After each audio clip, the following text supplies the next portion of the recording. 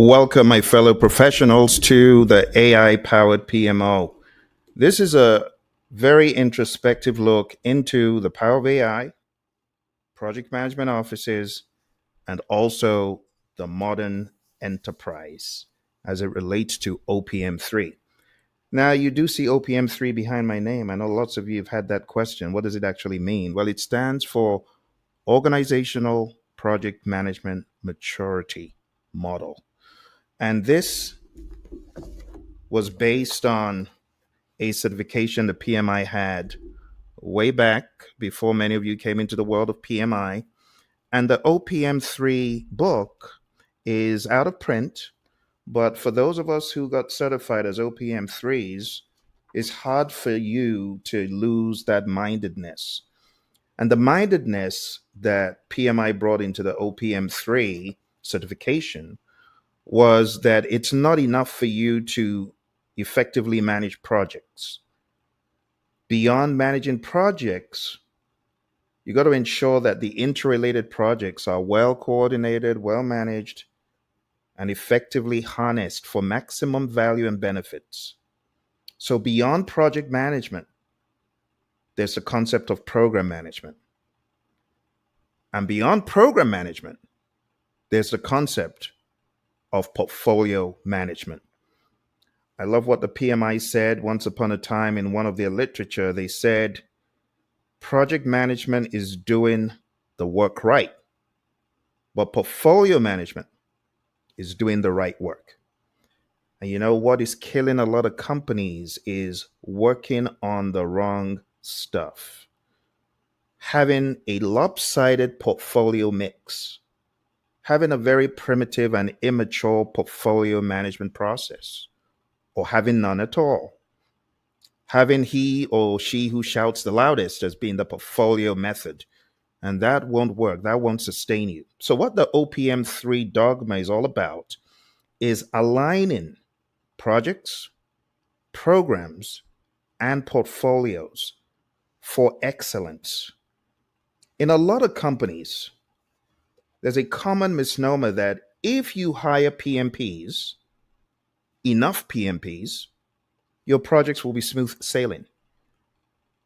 And that's not true at all, because there are lots of people who are PMPs, but are not great project managers. But let's even flip the switch and say, what if they are truly good project managers? Let's say they're awesome, they're great. You can hire the greatest project managers in the world, whether they're PMP, Prince 2, CSM, CSP, whatever they might be. But if there's an underlying canker in your portfolio management, your program management, and your project management, that firm is in trouble. They may go so far, but they'll hit a brick wall.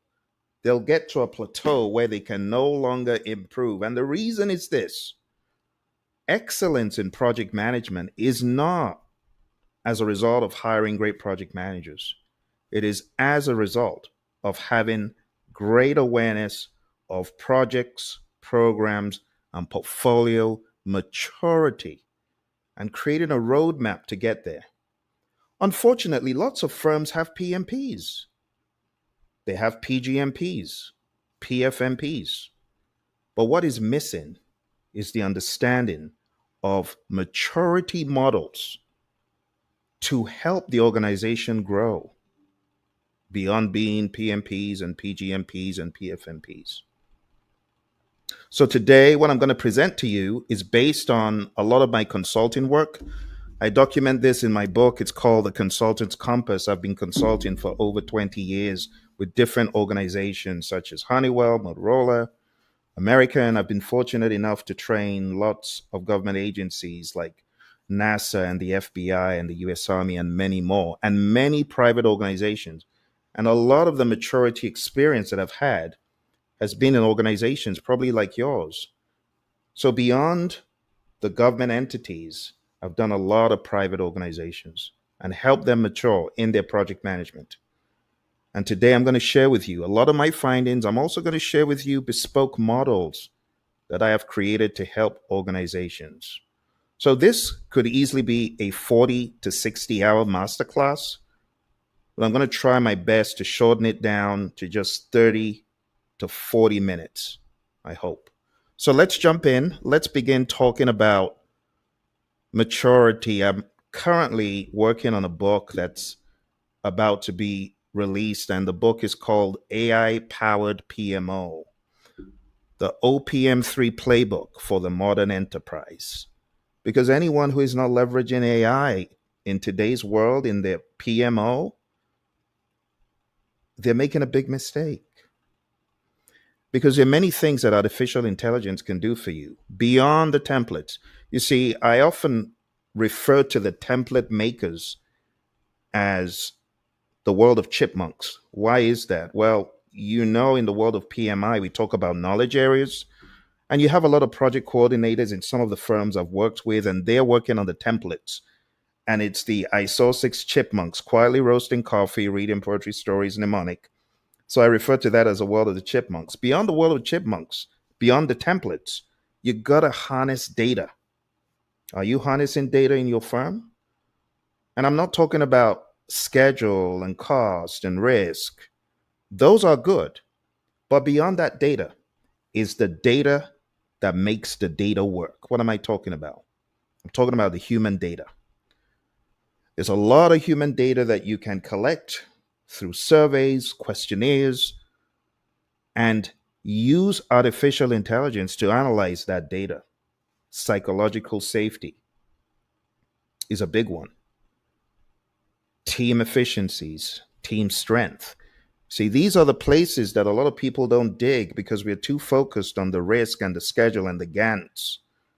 And all of that stuff is all well and good, but it's not going to work if there is no psychological safety, if there's no self esteem, if they don't feel a love and belonging in the workplace. Now, you may ask, what are you talking about? Well, you need to go read about Maslow's pyramid. Physiological is the first layer, safety, love or belonging, esteem, self actualization. There are a lot of people in jobs, they don't feel self actualized. Why is that? You need to find out. It's not a cookie cutter answer. There are many answers that various individuals will give you, but each firm is different.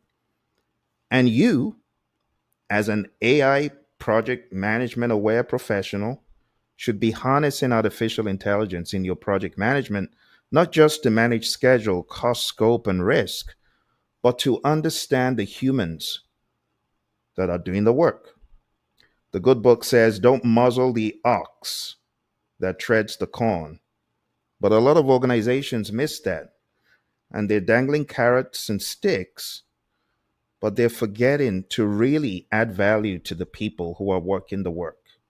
You see, lots of ideas I could share with you, but let's jump into a little bit more of the technical stuff, which is it's what interests a lot of people, I know, but that's not what is most important.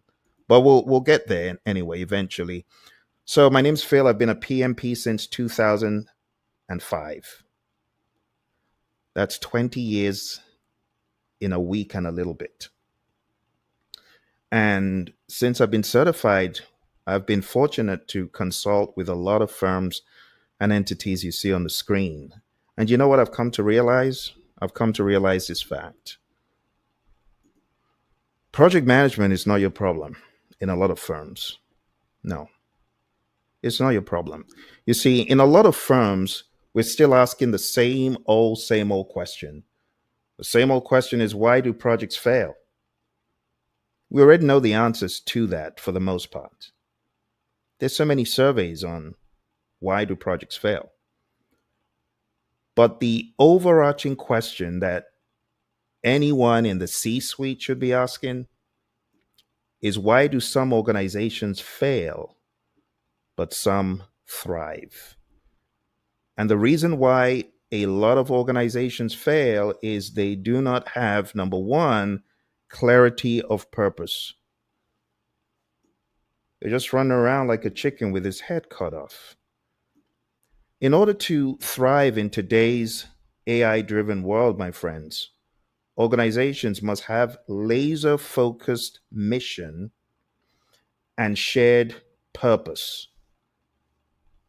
They must also keep AI in the forefront of what they do, because those that don't are going to be left behind.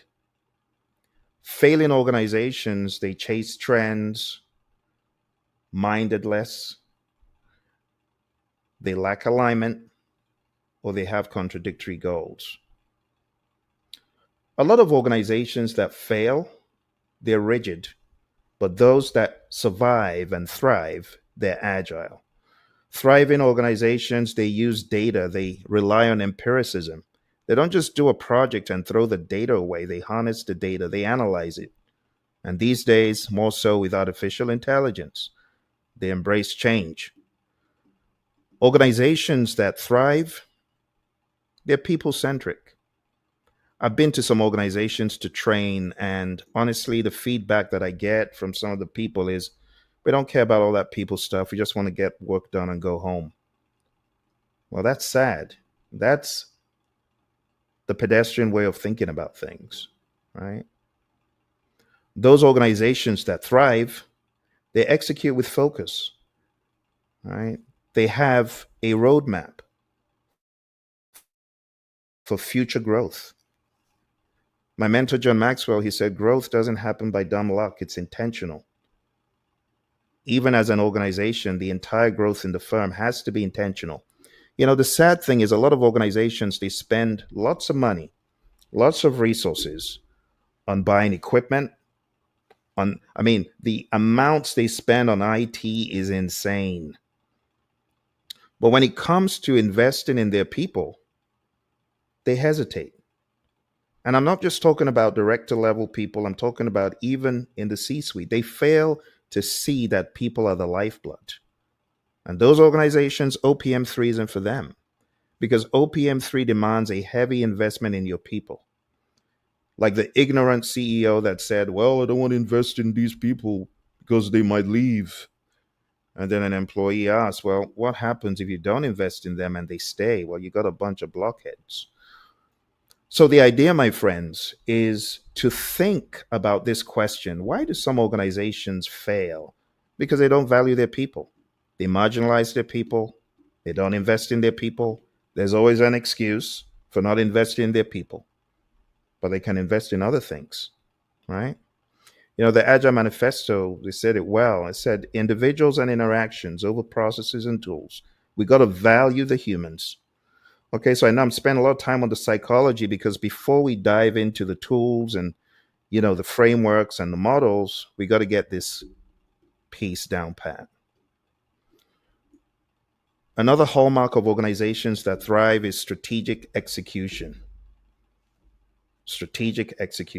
versus chaotic busyness. Some firms are just busy, busy, busy, but they're not getting the value items done. They're not prioritizing by value. They're not prioritizing by, you know, the low-hanging fruit that's available in the marketplace. They're not doing WSJF, weighted shortest job first. They're not thinking about the cost of delay. Those firms will likely fail. They won't be here. You just hear they were bought and you wonder what happened. Organizations that thrive, leadership with vision. Leadership is all about influence, but it starts at the top. So those firms that have very poor leadership, yeah, I know you're frustrated working for some of them. Give them a few years, they won't be here anymore. Continuous learning versus stagnation is very important to see. Like I said, some firms they want to spend on learning.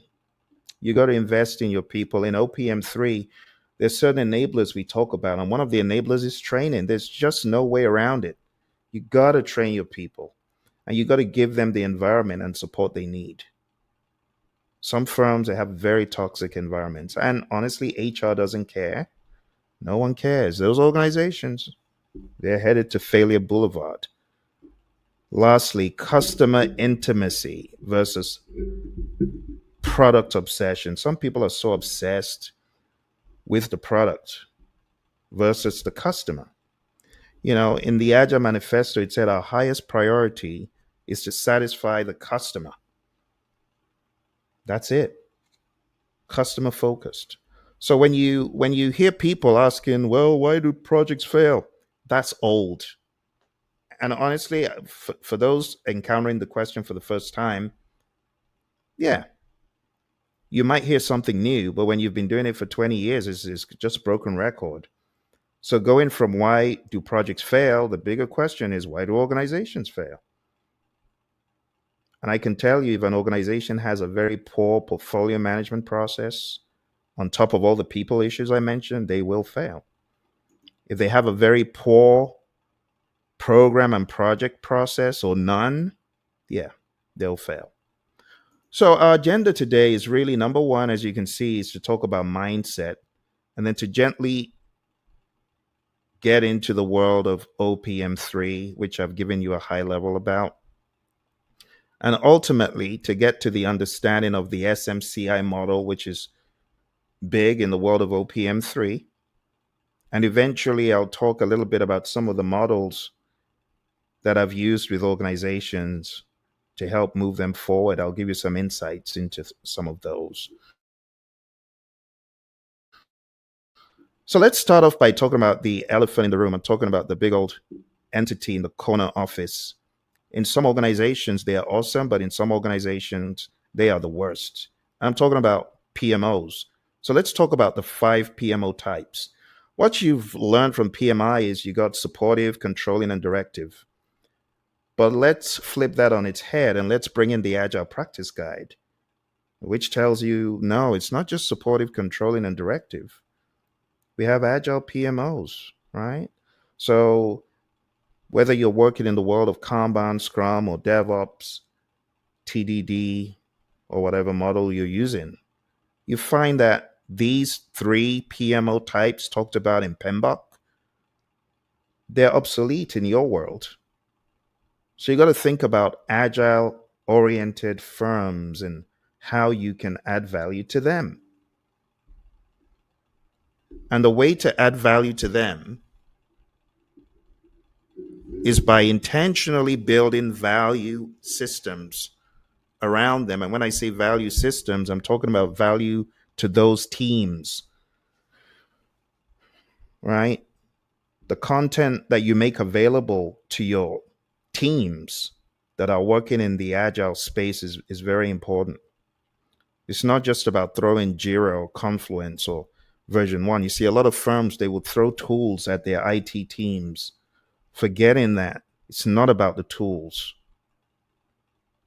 You don't even need Jira to do a great job. Does it help? It does. But you also got to expose people to the philosophies. That's where a lot of people miss it. A lot of firms, they're going down Safe Boulevard, and it's just going to end badly because it's not about that first. It's about people, right? So the Agile PMO, if you are a PMO member of staff, I want you to tell your PMO that it's not enough to say, oh, well, we're directive. I was actually in a directive PMO in a well known airline. And I'm not saying directive PMOs are bad, they need to exist, right? Supportive PMOs actually need to exist as well. Because sometimes all people need is support for the very small projects. But as you begin to get into medium and large scale infrastructure projects, it would be foolish not to have a directive PMO. And this is the business case for PMO number 5, which I have coined as a hybrid PMO. And the hybrid PMO, they vary by project, by region, by phase, by program, by portfolio.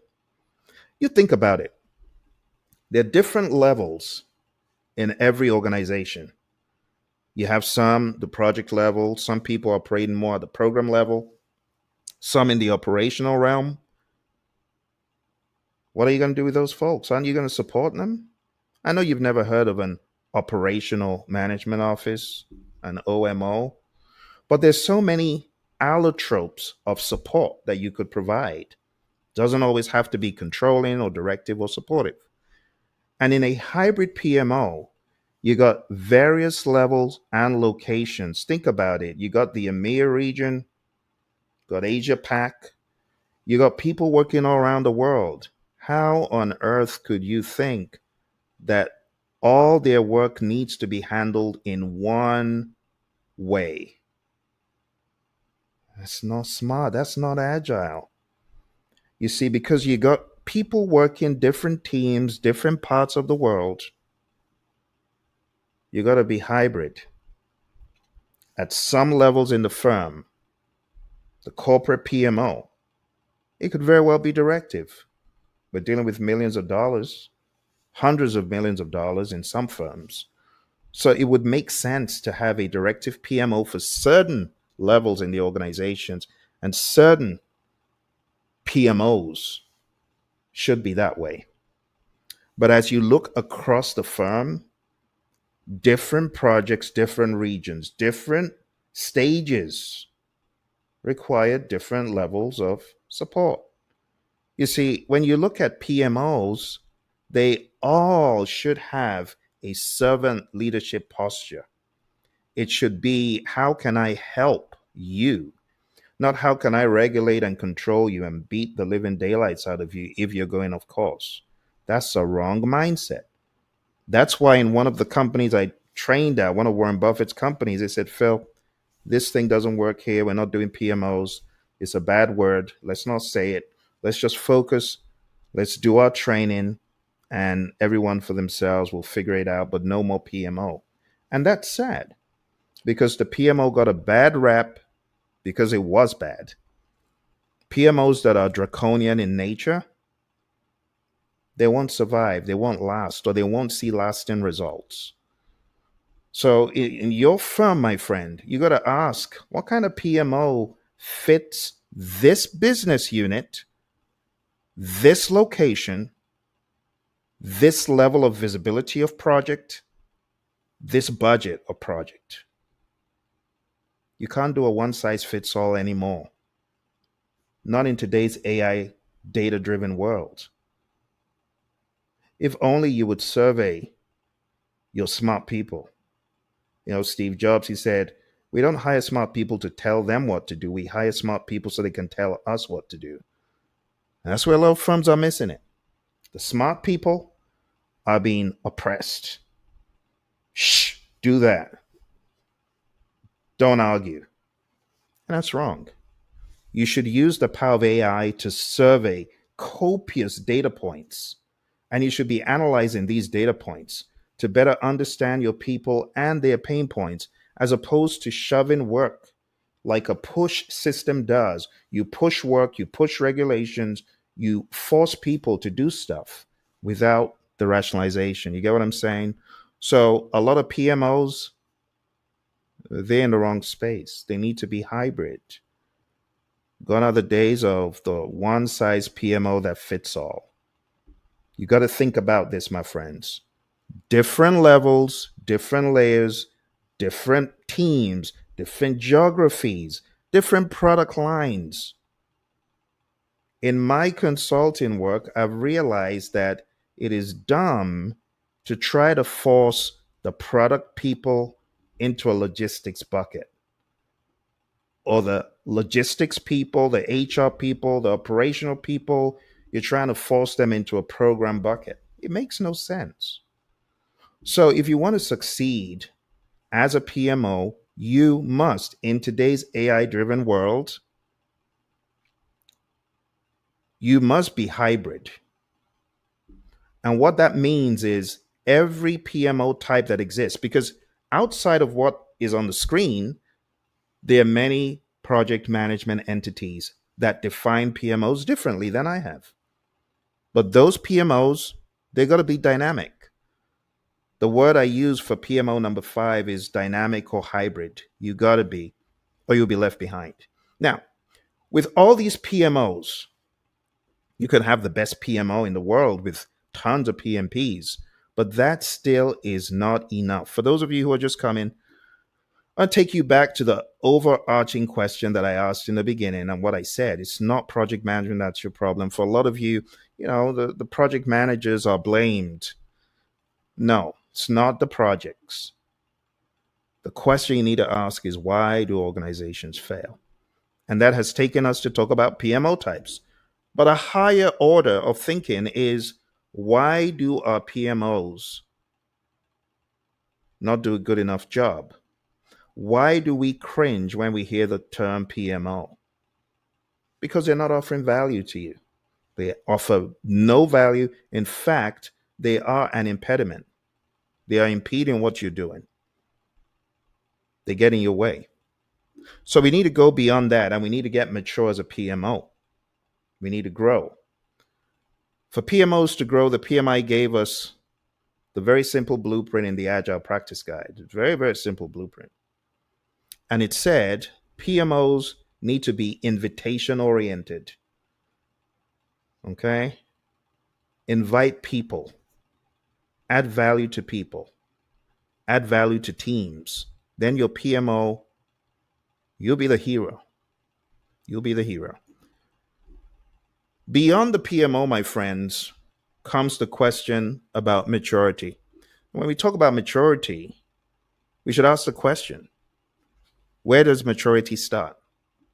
I remember when I told you why some organizations fail, I said lack of vision, just like a book that I know very well said, where there's no vision, the followers perish.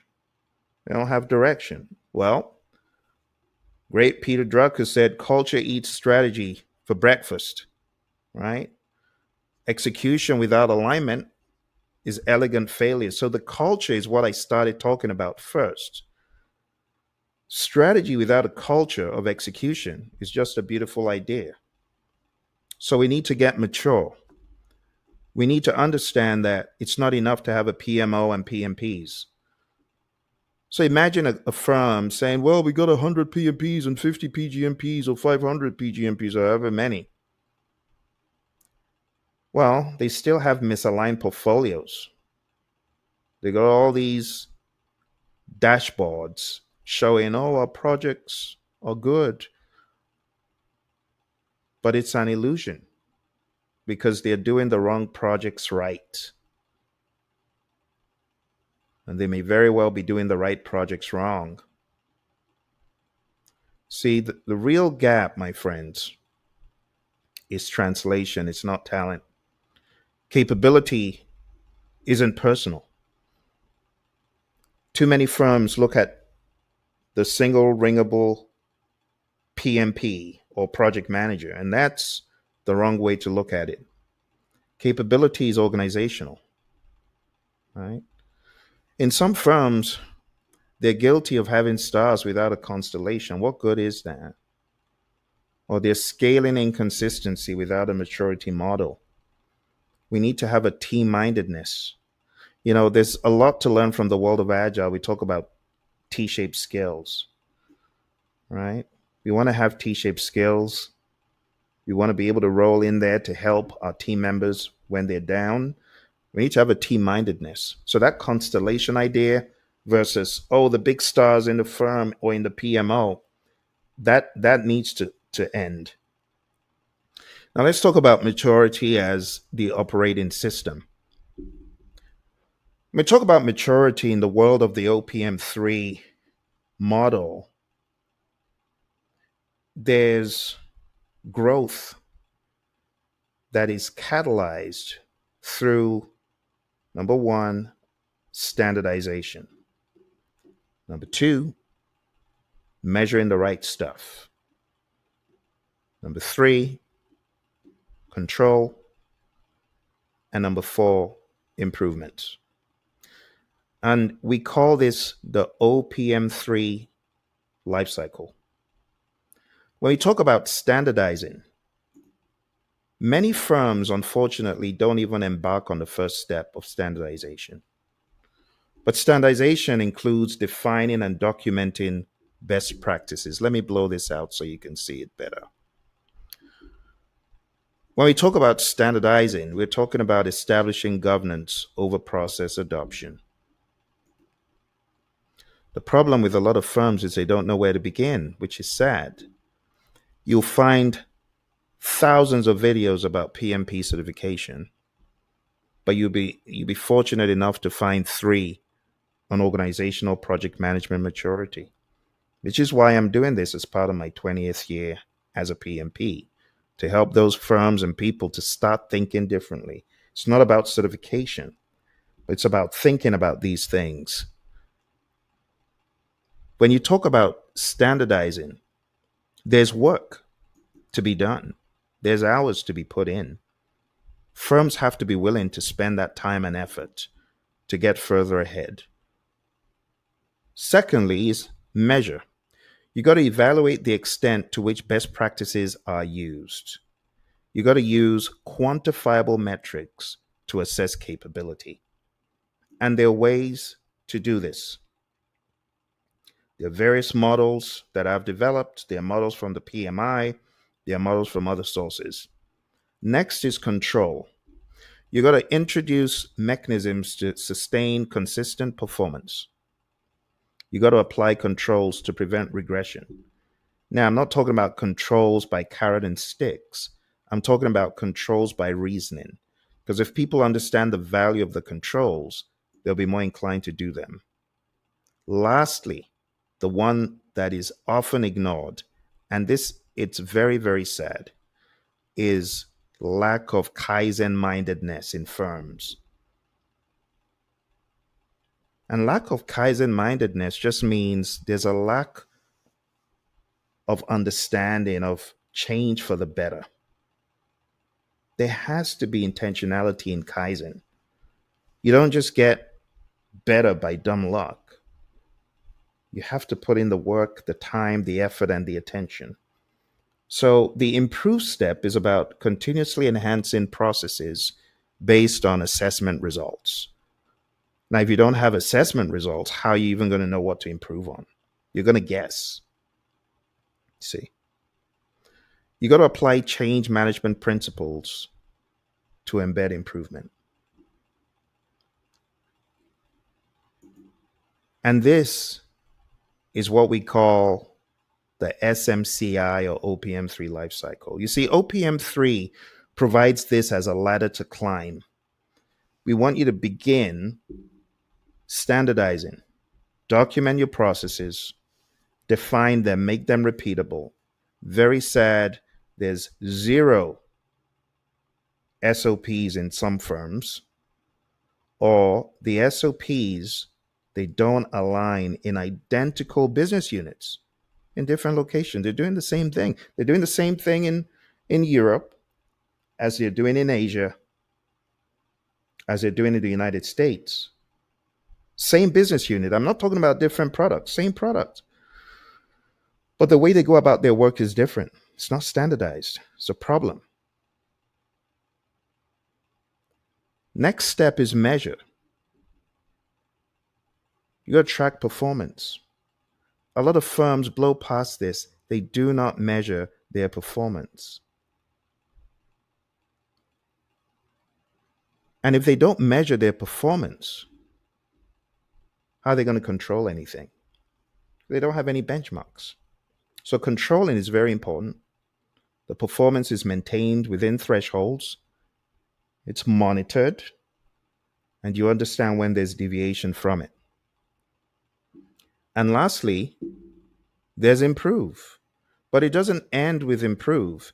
It's an unending cycle. Okay? Now, let's talk a little bit more about OPM3, Strategic Execution Mastery. OPM3, Organizational Project Management, is a bridge between strategy and results. Remember when we first started, I was showing you here, my friends, that this is no longer in print. Okay, but there are a lot of ideas that I'll be sharing with you in the next few minutes that were put together by the people from the PMI very nicely. So OPM, Organizational Project Management, is not about managing isolated projects, but it's about orchestrating them under a strategic vision. It integrates people, processes, and technology. I see some of our friends joined. I see Fahim there. Fahim, thank you for joining. Doing awesome. Thank you. And our friends on Instagram. I see Tolu and Boafo, Boj Consultants, I am Coach Trina. I hope you folks are all doing well. And I understand that, yes, a lot of people want to, get PMP, but this is outside but related to the PMP. It's outside of, what many of you may be focused on, but it's an important topic. So when you think about OPM, it's about integrating people and processes and technology, bridges a gap, right? And it provides a maturity model. The three pillars that we want to really keep our eye on in any firm to really get great is projects, temporary endeavors, programs, coordinated management of interrelated projects, and portfolios, collection of programs, projects, and operations. Some firms make the mistake of having he or she who shouts the loudest deciding on the portfolio mix, but that's the wrong way to do it. You want to have people that actually are in the know, understanding the industry and the product and what's going on outside in the marketplace. And those need to be some of the voices brought to the table. You can't have one person, I don't care whether it's a you know person at the top in the C-suite making all the decisions. You need more voices, more people who understand the marketplace. In some firms, you just have one person dictating, oh, we're doing that portfolio and we're doing this and we're doing this. And again, it's not the best way to do it. In the world of OPM3, we have what we call enablers, as I said in the beginning, and these are the infrastructure and cultural elements that support maturity across domains. And some of the key enablers that will help you in any firm, apart from the SMCI model, which helps us frame our understanding and thinking, are things like training and development, right? Having the right toolkit, having the right attention to improve. Those are some of the enablers that could help us. I've already talked about the SMCI framework as a ladder to climb. But beyond this, we also need to talk about the steps of maturity implementation. Now, I know a thing or two about this because I've been doing this for a while. But a lot of people jump into shoddy assessments and they're wrong.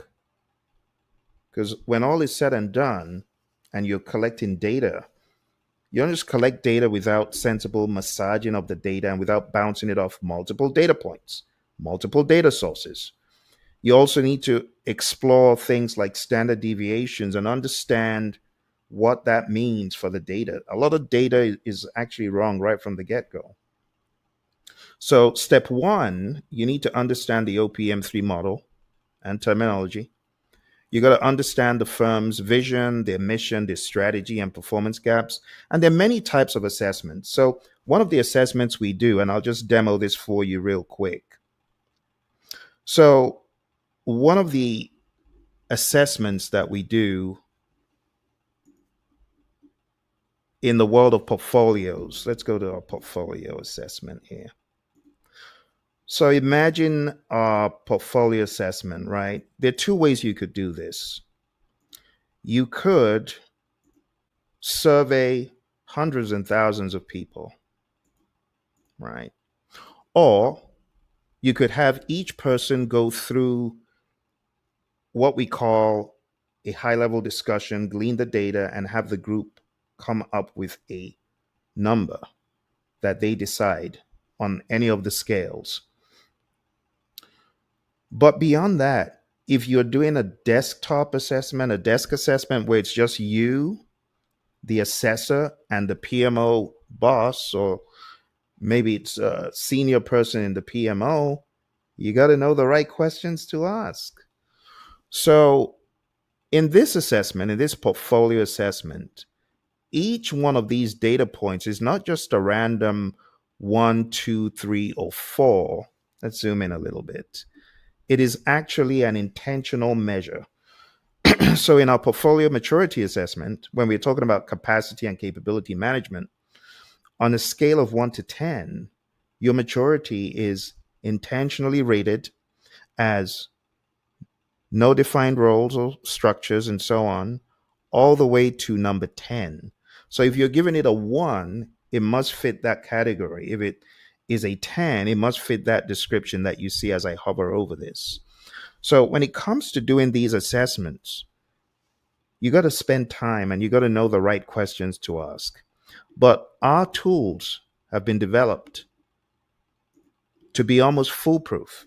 Because if you're selecting a 1, it's not just, oh, I feel good selecting a 1 because I hate my PMOs, so I want to rate them down bad, or I hate my team. No. There'll be many data points and questions that you as a professional should be asking before you make the assessments. So take, for example, this portfolio management maturity assessment. What we're measuring is capacity and capability management on very tightly defined scales, as you can see. Each point is defined differently. Like you can see, capacity and capability management has a very different one definition from stakeholder engagement management, very different from value management, see, different from risk management, and different from strategic alignment management. Governance, also very different.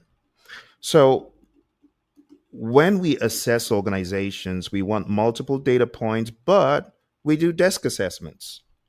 And in these desk assessments, it could just be me and a PMO leader or me and a very senior person from the firm. And when we do this, whether it's at the portfolio level, such as what you're seeing here, or at the program level, or at the project level, we get into the specifics. And this is based on our core philosophy. Our core philosophy is all about having the C for conversations, the O for observations, the R for reflection, and the E for equipping and estimating. So when we go into firms to do this, we're going in there with a mindedness, precision.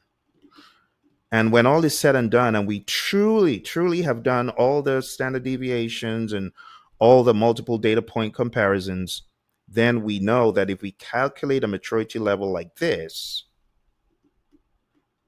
we know that that maturity level is what it says it is, as much as possible. It's not just an afterthought. So when you have assessed where your organization is, for example, this is a portfolio framework, the CSV RSG. And all that means is C for capability, S for stakeholder, V for value, R for risk. The other S is for strategic, and the G is for governance. When you're done with that, you can get insights right away. Because some firms, they don't have 50 or 100 or 200,000 to do very elaborate assessments. They want what they can do in a few days or even in an afternoon. And what I want to tell those firms out there, it's better to at least begin with a desk assessment across your portfolios, your programs, and your projects than to say, oh, well, because we can't do an elaborate assessment, we're not going to do anything. No, begin with a desk assessment. I've done desk assessments for many firms, and we immediately get value. As you can see here, this is immediate value. So in this example, we have overall maturity level of 5 out of 10. This is the Praizion scale, right? The scale from the OPM3 is very different. It's on less points, but we realize that fewer point scales, they bury the truth. So we developed a 10-point scale, right? And our 10-point scale, as you can see here from this tool, it immediately gives you some insights. So for capacity and capability management, it says to improve capacity and capability management, focus on establishing basic processes, standardizing documentation, and it goes on and on. But in this world of artificial intelligence, it would be foolish for a consultant such as me to not harness the power of AI. And that's why in all of our tools, we've built in artificial intelligence, because we understand that as humans, what we see is immediately limited. The correlation between the data points, we don't immediately have as much bandwidth as artificial intelligence does. Now, as a professional, I would go back with these scores, go back with the radar chart. I can immediately see where the pain points are, and I could come up with some ideas. But as Einstein said, why do I need to fill my head with things that technology can help me with? Paraphrasing. This is one of those areas. So, with this very initial raw desk assessment, I can immediately get AI generated strategic insights beyond the immediate results that are spat out. If I wanted to go a layer deeper, I could get AI generated strategic insights. And this is how you begin to harness artificial intelligence for projects, programs, and operations, for portfolios, for HR, for your engineering team. You harness the power of strategic insights by collecting the right data, feeding it into the tool, and getting AI powered insights. But don't forget to couple that with your human generated common sense insights as well. When you combine you, the professional, with artificial intelligence, you've got an unstoppable duo. Very recently, you've heard of the terminology agentic AI. Why do we call it agentic AI? Because they're agents. They're not humans, but they are part of your team, even though they're not humans. You get what I'm saying? So you need to see AI as a partner. Stop running away from it. Some people run away from AI. This is a very simple illustration of how AI insights could help you get further ahead, right? And that is just AI powered strategic insights. Now, going beyond the AI powered strategic insights, let's say this firm is at a 5, their portfolio management is it's nothing to write home about, right? It's average at best. But if you wanted a roadmap to help you improve your portfolio management, apart from bringing in a consultant and asking questions and the consultant showing you all the information, in a very short amount of time, our AI powered tool, the click of a button, can generate additional insights to show you the line of best fit for a roadmap to get better and more mature in your portfolio management. Now, portfolio management is an area a lot of people don't dabble into, but assuming an organization was knowledgeable, these are the big steps in the roadmap. Formalized resource allocation process. Some firms are struggling with this day in and day out. Their allocation process is horrible. It's based on the fire alarm method. Skill gap analysis and development plan. A lot of firms, if only they could do a skill gap analysis and intentionally close those gaps by having a development plan. You see, these are things some firms aren't even thinking about. Portfolio simulation and scenario planning. Again, this is an opportunity for this firm. Standardized value measurement frameworks, value driven culture, the list goes on. This is a very long report generated as a result of the data that was put in by the tool. So when you gather good data across many data sources, you assess it based on the standard deviation, the mean, the median, and the mode, which now I don't even need to do that anymore. It's all done for me by AI. But you see, a lot of firms, they haven't even begun to think about how artificial intelligence can help them at even the grander levels of template generation, let alone maturity models and maturity roadmaps. You get what I'm saying? So this is missing in a lot of firms, which is why I'm presenting it to you today so that You can take these ideas back to your firm. The video will be up, and you can begin thinking differently as opposed to just thinking about, oh, project management, PMP, PMP. Uh, that's good, but it's a lower level way of thinking across a firm. You get what I'm saying? So, step one is to acquire knowledge. So, you got to learn how to use tools such as ours, do a self assessment, or whether you've got some other tool, but you got to use, like I said, the core framework. You need to know the right conversations to have. You need to, there's certain nuances and techniques in observations. My buddy Roy and I, we train different organizations, agile, hybrid, predictive. And one of the things we do, we observe a lot. And through our observations, we've come to learn more than even in discussions.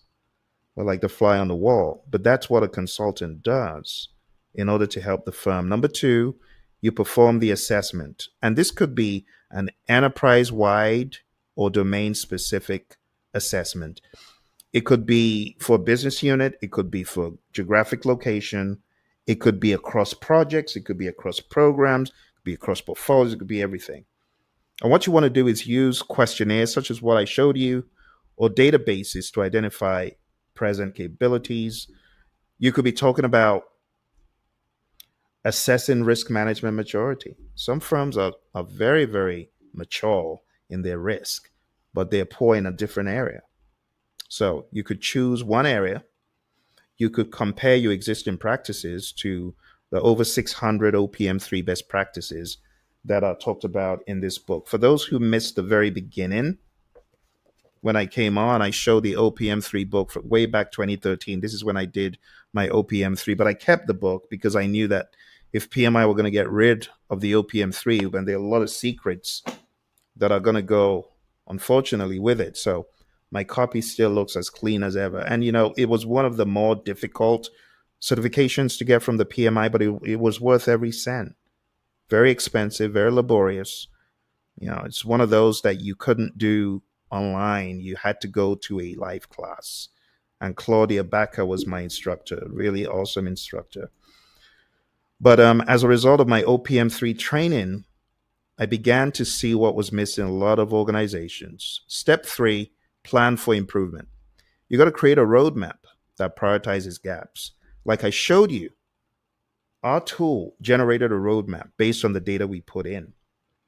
But that was only one example, right? There are many other parameters and many other variables you could assess.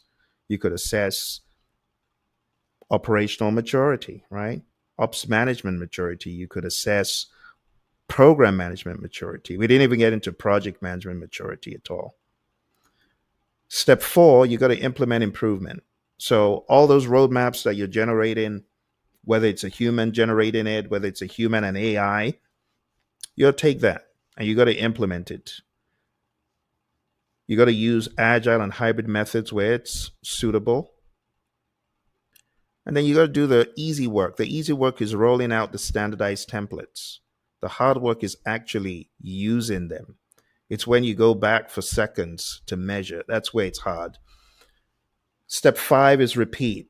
Regularly assess to identify new gaps or verify progress. You got to institutionalize lessons learned into the governance and culture. This one, it really saddens me that a lot of firms are doing a great job on their projects. Their PMs are doing well, and they discover what not to do next time.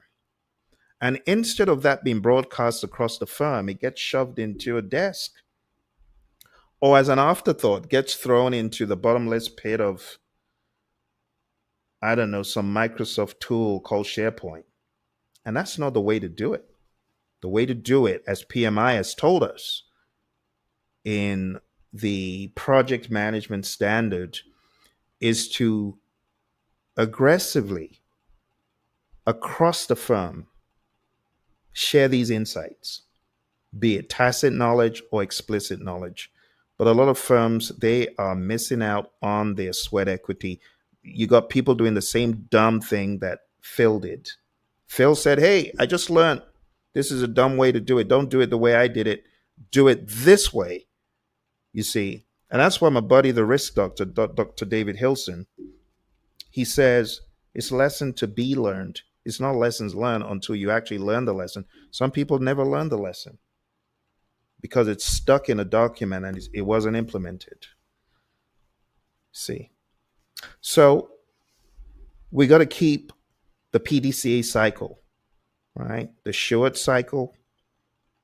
We gotta uphold that plan to check act mindedness.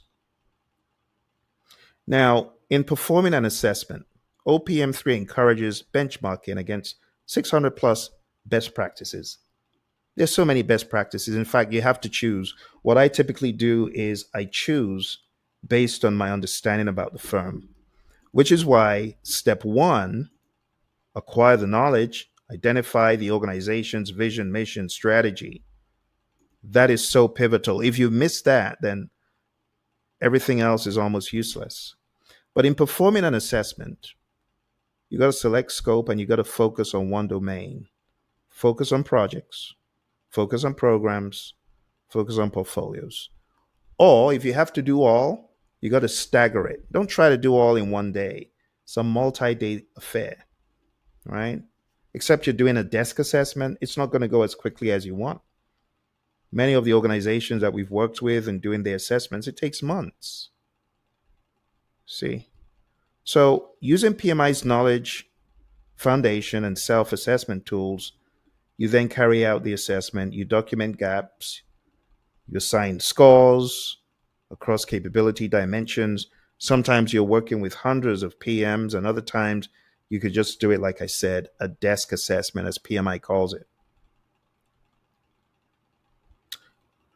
For OPM3 to really help you in your firm, we got to talk about strategic alignment and the role of governance. Strategy must cascade into portfolios, it must cascade into programs, and it must cascade into projects. In other words, if the projects and the programs and the portfolios don't align with the strategy, we shouldn't even be doing them. As PMI said, portfolio management, it's all about doing the right work, choosing the right projects, balancing the mix, right? Like if you're in the world of IT and you got both software and hardware, and you got both government and private, it's balancing all those elements, making sure you're doing the right mix.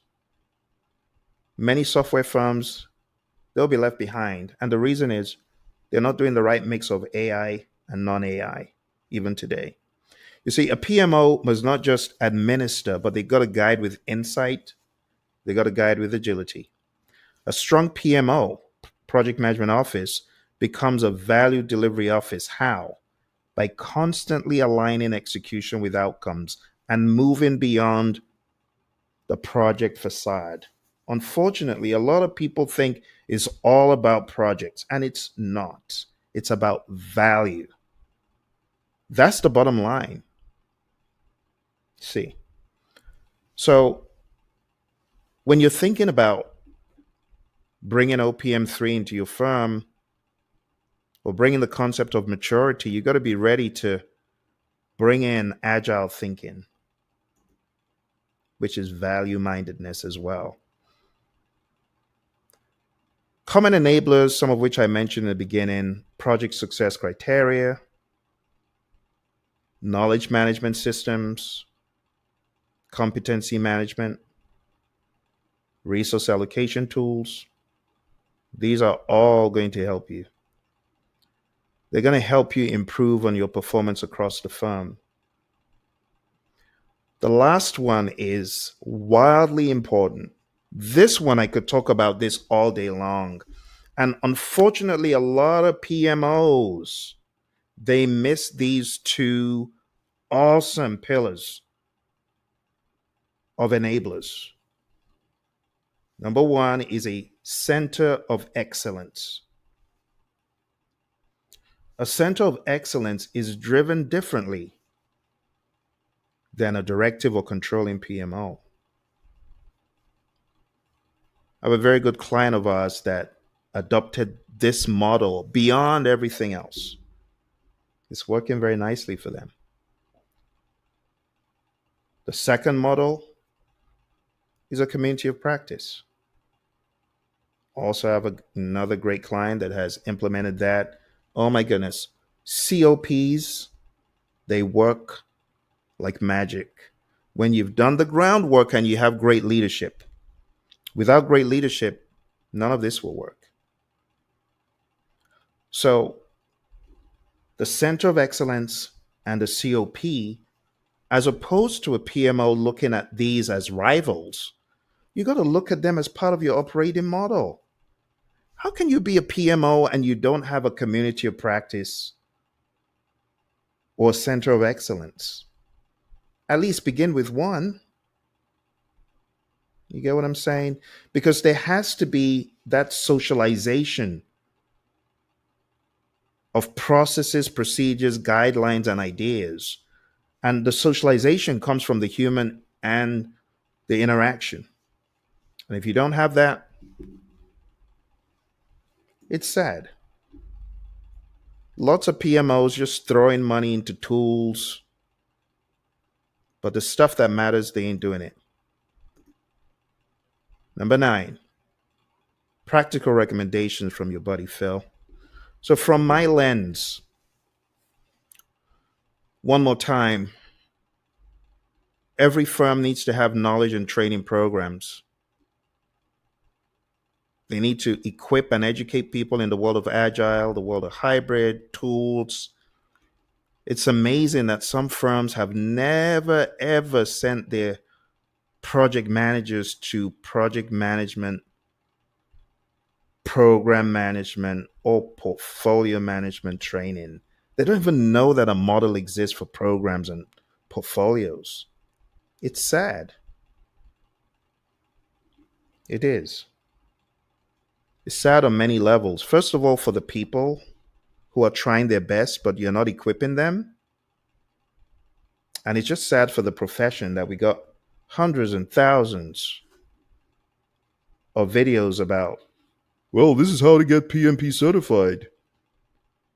But when it comes to other information that can help, it's missing, right? I'm grateful we have some really good agile videos out there. But when it comes to organizational project management maturity and PMO maturity and a lot of these concepts, the videos don't exist, which is why I'm putting this out, because I want to be part of the team that pays it forward. I already shared with you my insights from previous clients. Building communities of practice, fostering peer learning is very important. A community of practice just gives a forum where people are able to interact and share ideas.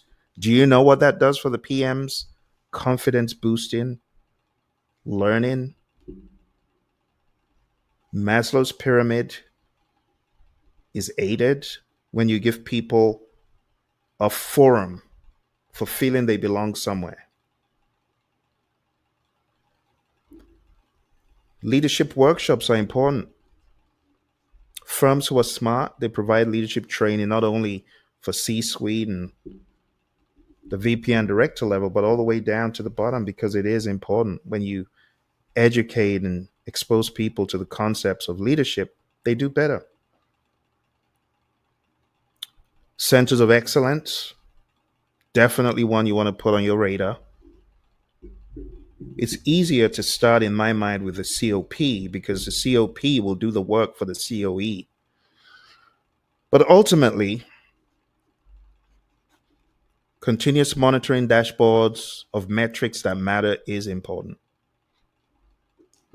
So, over the past number of minutes, my friends, I have shared with you concepts about OPM3, the importance of strategic vision, how OPM3 includes the 3Ps, and how OPM is supported by the enablers that I shared with you.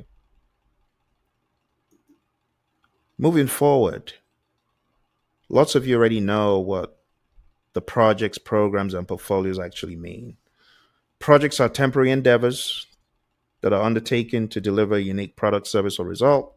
Programs are coordinated management of interrelated projects and activities, and portfolios, collections of programs, projects, operations, and strategic alignment and optimal resource use is pivotal for portfolio success.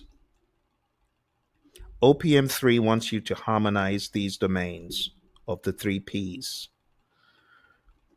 Enablers include structural enablers, like having coherent organizational structures and governance models, not just allowing people to flounder, but creating these standard operating procedures, spending time, you know, to do things the right way. In project management, we talk about good quality costs, costs of good quality and costs of poor quality.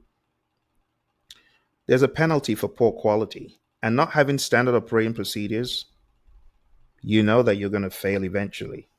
Cultural enablers, leadership support, organizational values, technological enablers, project management systems and tools, and human resource enablers, competency frameworks are very helpful, and training programs.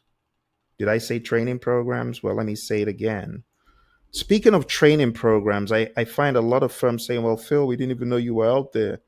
Well, if you need a maturity assessment or you need training for your firm, be it in the world of programs or projects or portfolios or agile, yeah, you need to get in touch. So get in touch via the email info@praizion.com.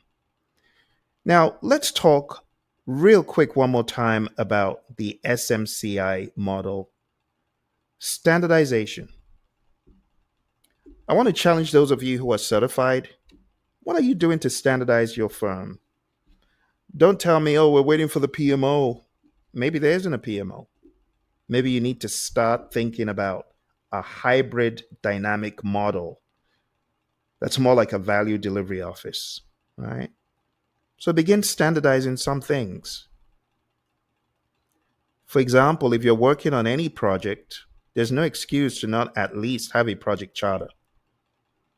You could have a template that's used across many projects of similar types and sizes, customers. There's no excuse anymore. AI can develop these templates for you. And I dare say that if you are looking for templates, I'm going to share with you my free template list here, because I know lots of you would love to use certain templates if only you knew how. And I know some of you are young to the world of structured project management. So let me share this on the screen with you. I'm going to put this in the chat. And this is a link to our free templates. So going down to projectmanagementdoctor.com/30-day. For those of you on Instagram, I haven't forgotten you. I'll put this here as well. And if you want to grab that bucket of templates, about 30 of them, well, you can do that. So when it comes to standardizing, I can understand in the beginning it might seem very daunting, but not if it's already been done for you, because you can take some of these templates and again, you can use the power of AI to develop some that are peculiar to your industry or your firm. What about measuring? These are topics that need to be had. You see, for those of you who are PMPs, PGMPs, PFMPs, the PMI always put the letter P at the end of your name, professional. But are you truly being a professional? It's like a doctor working in a larger establishment and saying, well, they asked me not to give him anesthesia. I just pulled whatever it was out. And you actually did that because the firm said, don't do it. Do you see the foolishness, how foolish that sounds? So, as a professional, there are some things that you should do as a project manager who is a professional, or a program or portfolio manager. As a professional, you should bring to the table something new, the concept of SMCI. I'm challenging you to take the concept of SMCI: standardize, measure, control, improve. How do you not have a cycle or roadmap for improvement in your firm? You see the problem there? Big, big problem. So measure. I want you to begin measuring. You're smart. You know how to use AI. Have conversations. Bounce these data points off it and say, how well are we doing? This is a result. What do you think about this? You don't even need to put your company name in there. It's anonymous, right? But start having discussions. Start being more aware of maturity models. There has to be some form of growth, right? Stagnation is never a good idea. Okay. Let's go a little bit deeper into the three-step model that I'd say for standardizing, measuring, and controlling or the four-step model rather. So standardizing, again, you're going to define that process. There has to be evidence. There has to be governance and a key point. And if it's not written down, then how do you say it's standardized? Like if there are no SOPs, it's not standard. People don't know. It's funny. I go to some firms and some people are like, oh, it's a standard. And others are like, no, I've never seen that thing in my life. You know, it's not standardized. Step two in SMCI is measure. A standardized process with metrics. KPIs are collected. Dashboards may exist. Data is used to determine efficiency and quality. And you get key insights. Just like I showed you, I gave you a practical example of how you could do that. Then there's control, a stable process managed within thresholds, evidence of control, use of control like trends to anticipate risks or opportunities, governance. PMI says governance is a framework within which authority is exercised. And if there's no framework for authority, then you got to question the control. And ultimately, improve, right? Evidence of improvements, tracking improvements, piloting new methods, institutionalizing successful changes, taking those lessons learned and putting them back into the firm and ensuring that there truly is growth, right? Final reflections.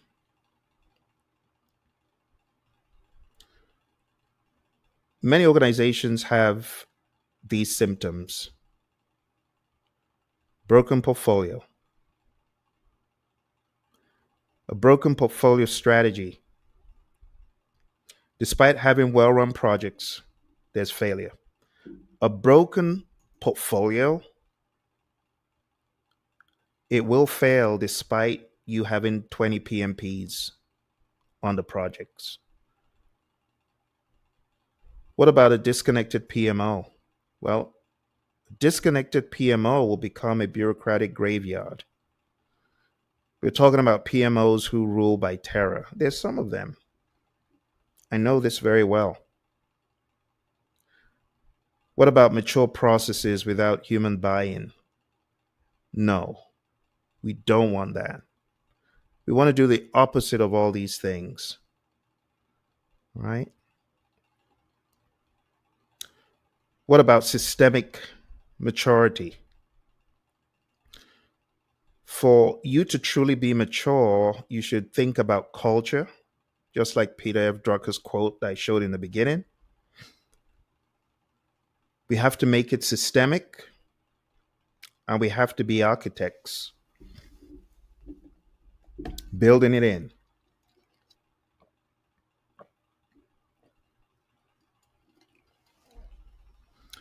For maturity to actually work, my friends, for your maturity model to work, you need insightful people and great leaders. And honestly, the real leaders have to step up or there will be no change. Lastly, we've got to be agile, and that requires continuous navigation.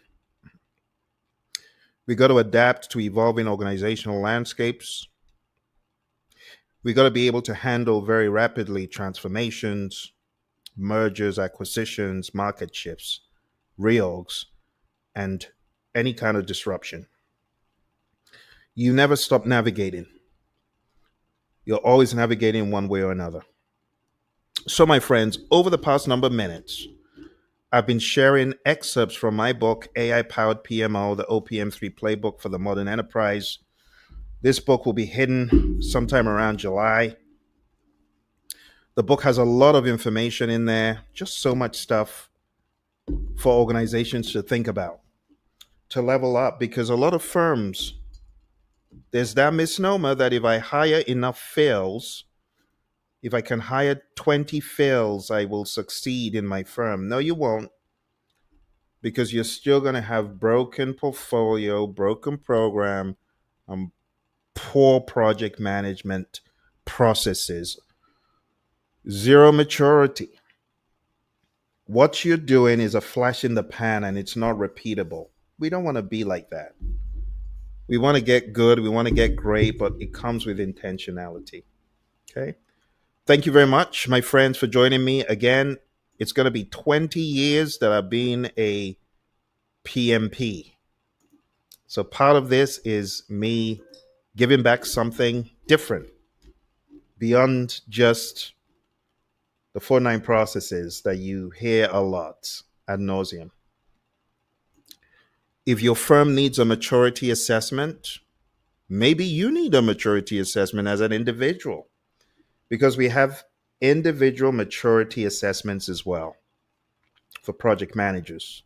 And if that is of interest to you and you want to be assessed in your project management maturity through conversation, observation, reflection, and estimating our core model,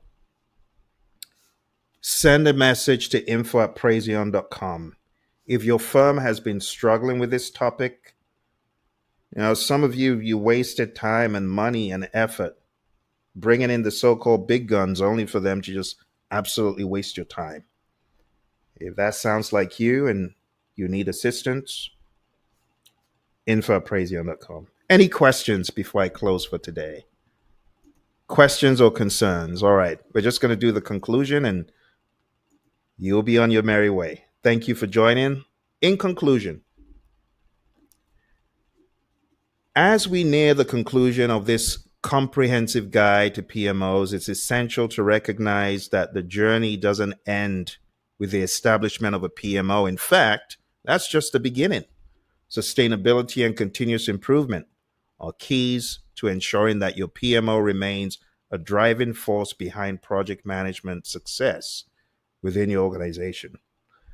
By evaluating PMO maturity, conducting periodic assessments, such as the one I showed you, and harnessing the power of lessons learned and AI, you can embark on a journey of perpetual growth and evolution. Your PMO will not merely survive, it will thrive, adapting to the ever-changing landscape of project management and delivering increasing value to your organization, because it's all about value. That's the bottom line. Thank you, my friends. I wish you all the very best. Keep being great in your project management. Bye for now.